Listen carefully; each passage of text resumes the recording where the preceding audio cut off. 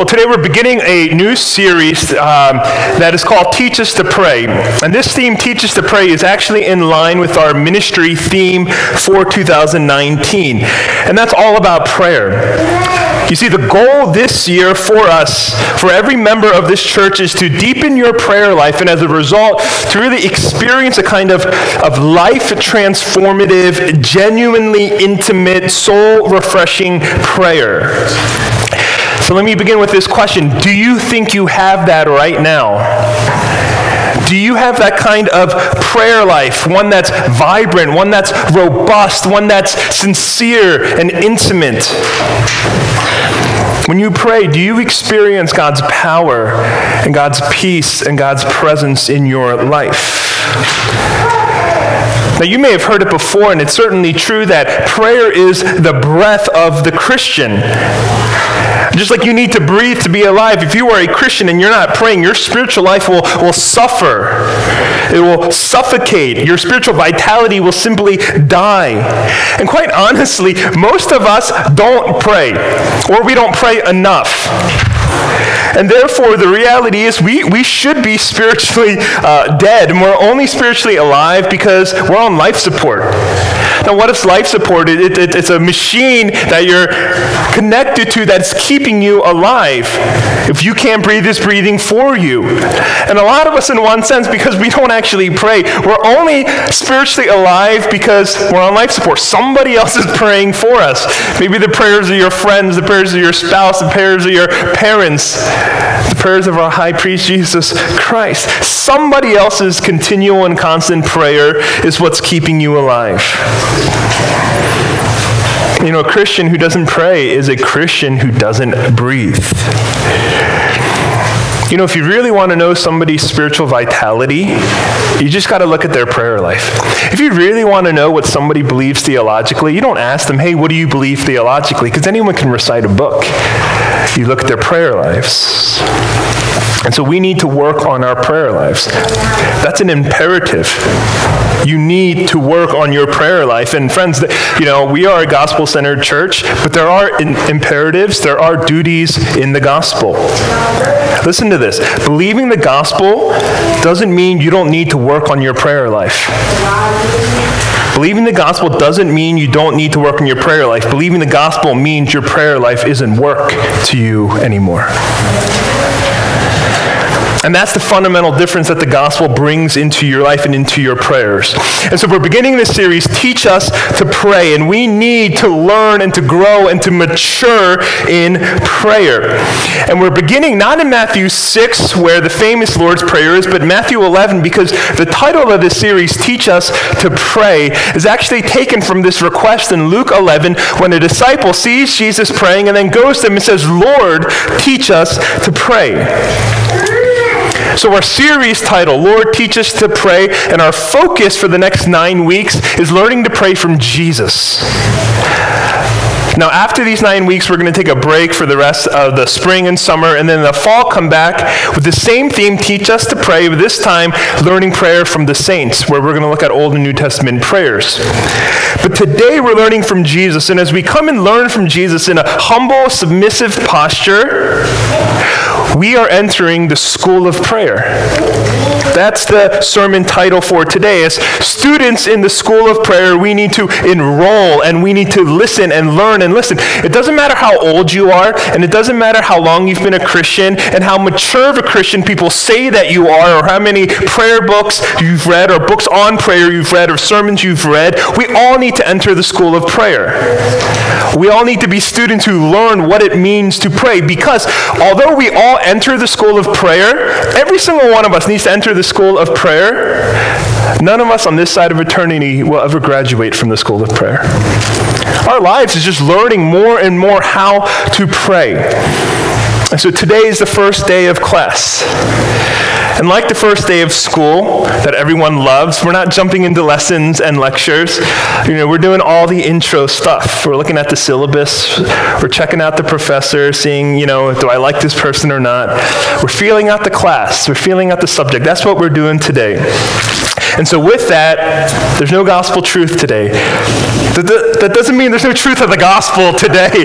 It just means there's no one-sentence summary. And so here's what I want to do instead. I want to look at 3 points with you. And they're not going to be up here, so if you want to write these down, you got to pay attention. The 3 points today: the professor, the power, the prayer. The professor, the power, the prayer. So let's begin with this first point, the professor. Who is the professor in the school of prayer? What are his qualifications? What's his resume look like? What's his CV look like? Is he legit? Because these are all questions that we want to know about our teacher. And so we begin by looking at verse 1, where Luke simply writes, "Now Jesus was praying in a certain place." Now let's just stop there for a second, because whatever prayer is, Jesus was doing it. Jesus, the one who teaches about prayer, is also one who doesn't just talk the talk, but he walks the walk. He practices what he preaches. And Jesus himself had a deep and personal and rich prayer life. And this is a good thing, because if Jesus never prayed himself, what could he teach us about prayer? You don't want your teacher to be one of those academics who only knows things in theory, but you want a practitioner. You want somebody who has much experience with what they are teaching. So imagine that you signed up at a local gym, and as part of the promo, you got 2 free sessions with a personal trainer. And so that first day, you're motivated, you walk in, and you meet your personal trainer, and there he is waiting for you. He's a guy with a big old beer belly, and his arms are as tiny as toothpicks, and he's wearing jeans, and he's wearing Crocs. What are you thinking? You take one look at this guy, and you go, him? He's my personal trainer. Why does it look like my trainer needs a trainer? We care about qualifications. Is this person really in a legit place with legit qualifications to teach me? Jesus Christ, is he qualified? Is he worth listening to? And Luke is actually telling us, not only in this passage, but all throughout his gospel, yes. Because Luke is very interesting. He's very different than the other gospel writers, because Luke spends more time talking about Jesus' prayer life than any other gospel writer. In fact, Luke records 12 instances of Jesus praying, and then Luke also records 3 parables where Jesus teaches on prayer that none of the other gospels even mention once. And so it's as if Luke is trying to tell the audience, if you want to enter and enroll in the school of prayer, Jesus is the professor you want. His is the class you sign up for. He's the guy that you have to go to. Now, I want us to consider the context of this teaching today. Luke 11, verses 1 to 4. But if you look right above it in Luke 10, how does that chapter end?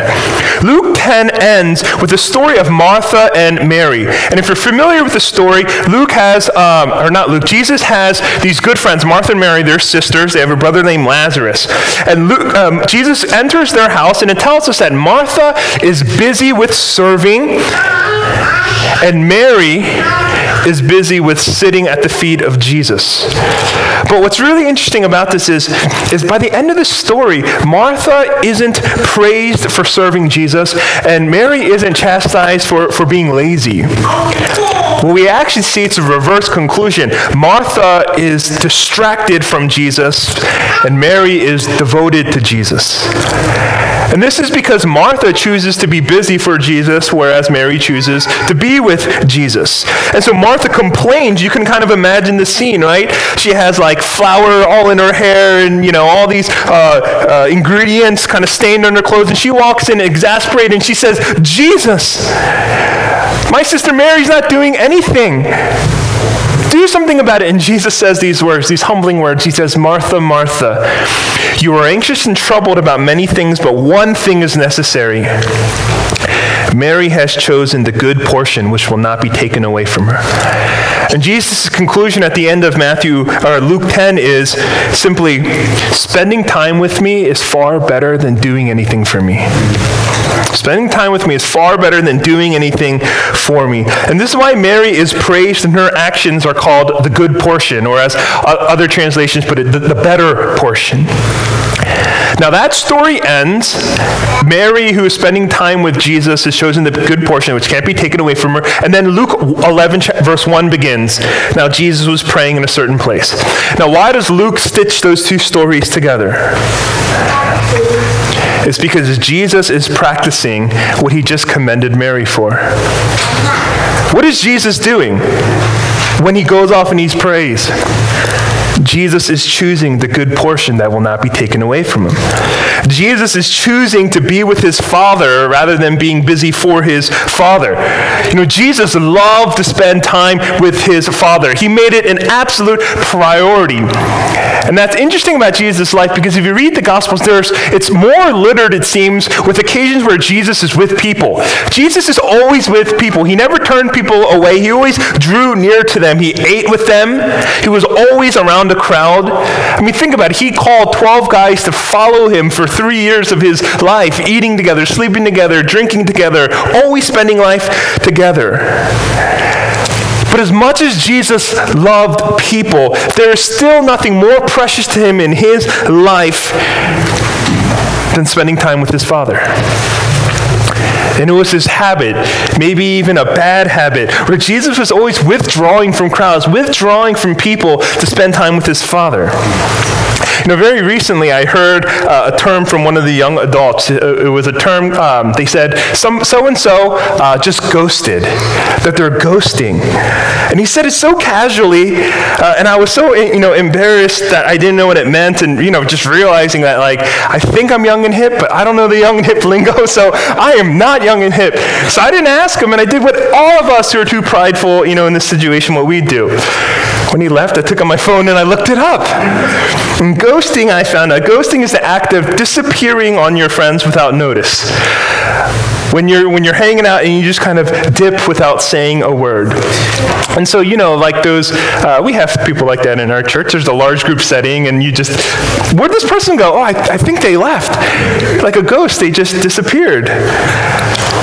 Jesus, my friends, was the OG, the original ghoster. He ghosted all the time. It was a regular habit for him. He would be with his disciples. He would be with the crowd. And then they're talking. All of a sudden they look around. Where is Jesus? And without a trace, he'd go hide off in some desolate place so he could pray with his Father. He'd find an isolated area where nobody could find him, and he'd choose hours there with his Father. In fact, this was a habit that Jesus didn't develop later in his life. We actually see it early in his life. Because if you look back in Luke 2, do you remember that story where Jesus' family goes to Jerusalem to worship for the Passover? And after, when everyone finishes their worship and the caravan is going home, they realize that Jesus is no longer with them. And you realize, actually, Jesus wasn't left behind. This wasn't, an example of parental negligence. They didn't leave Jesus behind, because Luke actually makes it a point to tell us in verse 43, the boy Jesus stayed behind in Jerusalem. Those are two different things. He was left behind. He didn't know where to go, so he stayed in the temple, or he was left in the temple versus him staying in the temple. And so his parents find out, they run back to the temple, and they see Jesus, and he calmly and collectedly says to them, why were you looking for me? Did you not know that I must be in my Father's house? He said it as if it was no big deal. Don't you know I must be in my Father's house? Why? Because Jesus loved to be with his Father. Where else would he want to be? The professor in the school of prayer is himself a man of prayer. But it naturally leads to this question: what does someone like Jesus need to pray about? All right, if Jesus is the Son of God, what does the Son of God need to pray about? What does he talk with the Father about? And if you look at John 17, you get some insight into Jesus' prayer life. And this chapter is famously known as the high priestly prayer. And in it, Jesus is praying on behalf of his disciples. And it's a beautiful prayer to read because, sometimes you're in a prayer meeting and we're asked to pray silently. There's always that one guy who just prays a little bit louder. And you're trying to pray, but you can't help but kind of eavesdrop on his prayer. That's what John 17 is. You're listening and you're eavesdropping on Jesus' prayer. And what is Jesus praying about? We overhear Jesus praying to the Father that he would preserve his disciples. that he would keep his disciples, that the Father would unify his disciples, that the Father would sanctify his disciples. And it's astounding that so much of Jesus' prayers were for his followers and for his disciples. Jesus prayed diligently and delightedly for others. And can I tell you something that's so amazing and mind-blowing about this? Jesus, this very day, is still praying for his people. Right now, he is in heaven, and the Bible is promising us that he is praying for you and for me. That's what the author of Hebrews says in chapter 7, verse 25, when he writes, "Consequently, he is able to save to the uttermost those who draw near to God through him, since he, Jesus, always lives to make intercession for them." Paul says the same thing in Romans 8:34. Who is to condemn? Christ Jesus is the one who died. More than that, who was raised, who is at the right hand of God, who indeed is interceding for us. Like pause and let that sink in. Your professor, Jesus Christ, doesn't just instruct you, he intercedes for you. Jesus prays for you. Even when you don't ask him to pray for you, even when you don't want him to pray for you, even when you don't share with anything with him for him to pray about, he is at this moment in heaven on your behalf, praying and pleading for you. And I really hope that gives you some encouragement this day. Because the reality is, verse 1 that tells us Jesus was praying in a certain place, that hasn't changed much 2,000 years later. Jesus is now still praying in a certain place, but we know where that place is. In heaven. And there he is on your behalf, and he's lifting up burdens that you're too proud to lift up. And he's pleading with the Father over sins that you're too ashamed to confess. And he is asking and pleading for needs that you're too blind to realize that you have. Jesus prays for you, and his blood speaks a better word than your most eloquent speech or petitions. And if you know that this very moment, even if my prayer life is awful or non-existent, the fact that Jesus prays on your behalf, how doesn't that lift up your countenance today? Lift up your spirits. Stir your apathetic heart. You know, I had this professor in seminary. He's known as a brilliant man. How brilliant. Well, I admire him, so I'll take the time to do this. How brilliant. This man graduated from Caltech as a valedictorian in 3 years. And then he said, you know what? I love math. So he went to Harvard and got his PhD in mathematics in 4 years. And then he said, you know what? I want to do more school. So he came to Westminster Theological Seminary. It takes me, and I'm pretty average, 4 years to finish a Master of Divinity. In 3 years, he finished a Master of Divinity and a Master of Theology. Then, if that wasn't enough, he went to Cambridge in England and got another master's. Then he took a plane, went down to South Africa, and got another PhD. This man is a brilliant man, full of many responsibilities. He's a real brain. He's written over 20, books. He's a professor. He, supervises doctoral students. He's a teaching elder in the PCA, and he attends Lansdale Presbyterian Church right down the street. But let me tell you something about this man. So he was my advisor. That's how I know this about him. And I was his TA for a couple of years, so I worked closely with him. I learned something about him that made all of these academic achievements really seem so little. It meant so little, almost close to nothing after I found this out. Because as important and distinguished and busy and full of responsibilities as he is, I found out that he and his wife take the student directory of the Westminster Seminary and they pray for each student by name. And when I learned this, it floored me. First, it took all of his worldly accomplishment and made it seem like nothing. And two, it blessed me. It encouraged me. I remember it humbled me thinking, he prays for us. We're so we're ants to him. And he prays he takes the time to pray for us. And friends, if we can be encouraged this much by the prayer of a mere man, how much more so to know Jesus Christ, the creator and the sustainer of the universe, the author and the perfecter of your faith. He prays for you by name. In the school of prayer, Jesus is our professor. But he's not only our instructor, he is our intercessor. And he is this day praying for you and praying for needs that you don't even yet know you have. So hold on to that this week. Cling to that. So that's the first point. The second point, the power. Now, when the disciples see Jesus praying, they've been with him long enough to know that there is power in prayer. And it's a power that they don't have yet, but they desperately want. And so when he finishes praying, that's when they come to him and they ask him, Lord, teach us to pray as John taught his disciples. Now, the disciples could have asked Jesus about anything, so why did they ask him about prayer?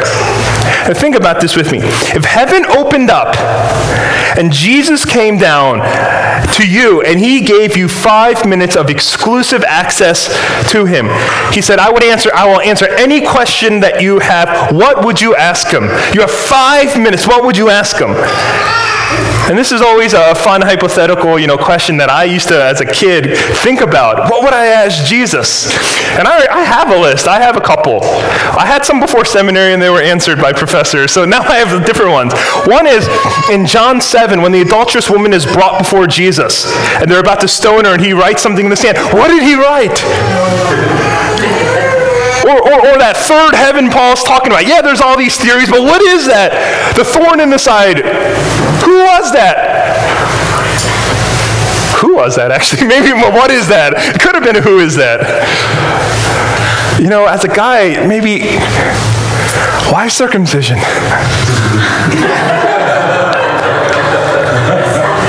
Or one I know I'm going to ask, but it's almost going to be rhetorical. I'm going to look at Jesus and say, you're Presbyterian, right? Just to make sure I was on the right side. If you think about the questions you would ask Jesus, they are all these questions that would satisfy our curiosity. And how many of you would ask Jesus, okay, I have 5 minutes with you, teach me how to pray. Teach me to pray like you. Teach me to grow in my prayer life. Eugene Peterson, and I have this quote up here for you. He recently passed away, but he writes about his disciples this. They don't ask to be taught better behavior. No petition here for a course on ethics. They don't ask to be taught to think more accurately about God. No request here for a seminar in theology. They don't ask for a course in strategic planning for bringing in the kingdom. They want to work out of the God-personal, God-relational, God-love-fueled center the way they have seen Jesus doing. The disciples asked this simple and humble request because they knew Jesus lived with a type of power in his life and that it came from his prayer life. But as I thought about this, it's not as if the disciples didn't know how to pray. They followed Jesus. He was their rabbi, their teacher, their master. And so even if they weren't formally taught, you got to assume some of prayer was caught. Just spending time with him long enough, seeing kind of how he prayed. And so I don't imagine the disciples saying, teach us to pray, and asking, Jesus, how are we supposed to fold our hands? Like this, or like this, or like this? Jesus, are we supposed to close our eyes? They weren't asking those kinds of questions. What were they really asking? Jesus, we see that in your life you have this power, and it comes from communion with God in prayer. How do we get that? That's the power in prayer that I want. They weren't asking, Jesus, how can I pray in such a way that my requests are answered? They're saying, Jesus, how can I pray in such a way that my relationship with the Father would grow? You see, when we talk about the power of prayer, all of us, I think, at least I do, tend to think of the power of prayer as in the power of changing things, don't we? When I talk about the power of prayer, we think, okay, how am I going to pray to change situations, to bring revival, to change a person, to get the things that I want? And very few of us think about the power of prayer is this. that we have access to the living God of the universe. That prayer gives us access to God himself. That's true prayer. That's true power, that a little creature like me could commune and fellowship with the creator of the universe. And I think if you really understood that about prayer, not just the power of prayer and getting the things you want or changing the people you want to be changed, but the power of prayer of fellowshipping, communing, conversing with the God of the universe, if you really believe the power of prayer, every morning you would wake up, fall on your knees and say, Lord, teach us to pray. You see, we don't pray nearly as much as we ought to because we don't really believe in the power of prayer. And that's why there's so many excuses that we come up with which actually prevent us from praying, because we misunderstand prayer. We stumble over these kinds of questions, don't we? Does prayer really change anything? Or if God knows what I need and want, then why do I need to pray? And so let me ask you, I don't mean to be rude here, but so what if prayer doesn't change anything? If I pray, do things really change? Well, so what if it doesn't? If God already knows, why should I pray? So what if God already knows everything and you don't add new information to him when you pray? So what?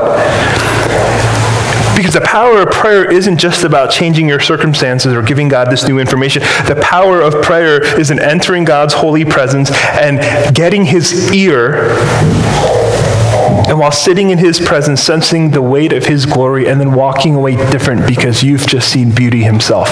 That's the power of prayer. And I'm convinced that if you really knew this, if you really believed this, you would wake up every morning and you would say, I can't wait to pray. Even when the day's responsibilities are really busy and it's pressing up against you and you feel anxious and you feel nervous and you're tempted to skip prayer to move on to more important things. If you really knew the power of prayer, you would still prioritize it. You know, Martin Luther, I have this quote up here. Martin Luther says, famously known to say this, I have so much to do that if I didn't spend at least 3 hours a day in prayer, I would never get it all done. Now that sounds so, what? That makes no sense at all. If you have so much to do, you should spend less time in prayer. This is what Martin Luther said, I have so much to do that if I didn't spend at least 3 hours a day in prayer, I would never get it all done. He knew the power of prayer. And yet, 21st century Christians, we say the exact opposite. You know what we say? I have so much to do that if I spend at least 3 minutes in prayer, I will not get anything done. And it's completely the opposite. If I spend 3 minutes in prayer, I will not get anything done. And it exposes in us the real fact that we don't believe prayer has the power that the Bible is telling us it does. Now, let me close with this third point, the prayer itself. Now, you know, the next 2.5 months or so, we're going to dive deep into the Lord's Prayer. Actually, when I first proposed this to the officers back in November, that this would be our theme, and I said 9 lessons, 9 sermons on the Lord's Prayer. Rock said, 9 sermon on the Lord's Prayer, huh? I said, yep, we can do it. So I'm not going to jump into the prayer. I just simply want to make 2 observations about the Lord's Prayer, which is actually Jesus' answer to the request. Lord, teach us to pray, and then Jesus gives his answer. And the first is this. First observation, prayer can and must be taught and learned. Now, in one sense, prayer is natural. You take an atheist who doesn't believe in God, and you have him hanging off a building, he'll pray. Oh, God, save me. But in another sense, prayer needs to be taught and needs to be learned. Because the fact is, when Jesus gives the Lord's Prayer, he's actually saying something. He's saying, there is a right way to pray, there is a wrong way to pray. Right, listen carefully to this. Prayer isn't whatever you want it to be. Right, that's the popular opinion. That's this New Age spirituality. Prayer is whatever you want it to be. No, it isn't. No, it is. We think it's whatever the Spirit's leading when you say it's this stream of consciousness that comes out of my mind. Oh, no, it's not. Because listen, if the disciples said, Lord, teach us to pray, and prayer was this kind of whatever you want it to be, then Jesus would look at his disciple and say, what do you mean? What do you mean teach you how to pray? Just talk to God however you feel like it. It's whatever you want it to be. But Jesus doesn't say that. He listens to them, teaches to pray, and then he actually gives them an answer, teaching them how to pray. Now, here's an important thing. When he says pray then like this, he's not saying pray word for word this prayer. This is not a mantra. Now, just really quickly, I know that because we're reading Luke 11, but the famous Lord's Prayer that we know is from Matthew chapter 6. And they're very similar, but they're not the same. And so if you imagine Jesus was saying you have to pray exactly these prayers word for word, then we'd be in a real bind because we'd be confused, well, which one do we pray, Matthew 6 or Luke 11, if we're supposed to pray word for word? But that's not the point. The point is Jesus is giving us a model to follow, not a chant to memorize. And in this model, Jesus assumes there's a right way to pray, there is a wrong way to pray. And the question is, do you pray the right way? Not do you pray. A lot of people pray. Buddhists pray. Muslims pray. Jews pray. A lot of people pray. The question is not, do you pray? The question is, do you pray the right way? The way the Lord has instructed us to. And again, this rubs people the wrong way because we say, prayer. How can you say that? Prayer is so personal. Prayer is so private. Prayer is between me and God. And by doing that, they're creating this fence to say, it's untouchable. You can't speak into this. Don't tell me how to pray. You can't tell me what's right and wrong. It's personal. It's my thing. But listen, when Jesus says, when you pray, say, Father, hallowed be your name, your kingdom come, he is in fact telling you how to pray. So the answer of the Lord's Prayer signifies that we must be students. We must learn how to pray. There is a right way. There is a wrong way. Here's my second and closing reflection on this. You learn prayer best when you pray. You learn prayer best when you pray. Jesus, again, he doesn't keep his lessons lecture-based.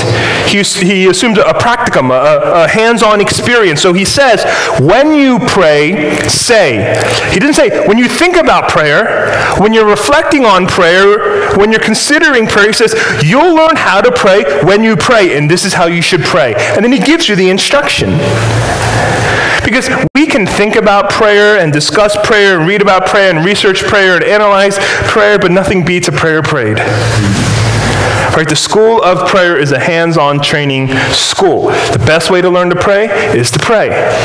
When you're teaching a kid how to hit a baseball, you don't sit him down or her down and give him or her a ball and explain what the ball is made out of, and then hand them a bat and explain what the bat is made out of, and then move on to the physics involved in throwing a ball and the force generated, the impact, and the whole science of what it means to hit a baseball. Because if you do that, they won't ever become an athlete, they'll become a commentator. So how do you teach a kid how to hit a baseball? You give them a bat. You show them the correct stance, the correct swing, the model. And then you say, now you give it a try, and you throw them a baseball. And that's exactly what Jesus is doing here. He doesn't open up the Old Testament scrolls and examine the great prayers in the Old Testament and exegete the Psalms. He doesn't give a lengthy theological explanation. He says, this is the correct model, the correct form of prayer. He gives them the Lord's Prayer, and he says, now you give it a try. And so when you pray, I want you to pray like this. Do you want to learn how to pray? Do you want the spiritual vitality flowing through your life? Then don't just read books on prayer. Pray. And don't just YouTube sermons on prayer. Go to a prayer meeting. And just don't think about how you should pray more. Pray more. Now, I realize that when you give these commands and these duties and these indicatives, our human tendencies to drift toward legalism and performance-driven Christianity, which means at the end of sermons on prayer, you always inevitably leave feeling guilty that you don't pray enough, and that I need to pray more, and I'm not a very good Christian, and maybe I'm a fraud, maybe I'm a fake. I don't pray. Is my spiritual life even real? And if you are feeling like that, and I think many of us are, remember the good news. The good news is this: God never accepted you based on your works or your words. So then why would he reject you because of your lack of works or your lack of words? It was never your prayer that saved you in the first place. We in our modern day are so caught up in this kind of prayer that you pray and then you're saved. It was never your prayer that saved you. It was Christ's prayer that saved you. When he was on the cross and he said, Lord, Father, forgive them, for they know not what they do, as he gave up his life to die for his own. And the fact that Jesus loves you and died for you and even now intercedes on your behalf when you had nothing to offer him, when you had nothing to give to him, that for 1 second never stopped him from loving you. And this is what we call grace. And this grace is transformative and it's powerful. And really, when this grace, when the fullness of grace seeps into our heart, it changes us. And here's what you realize. The gospel doesn't free you from having to work on your prayer life.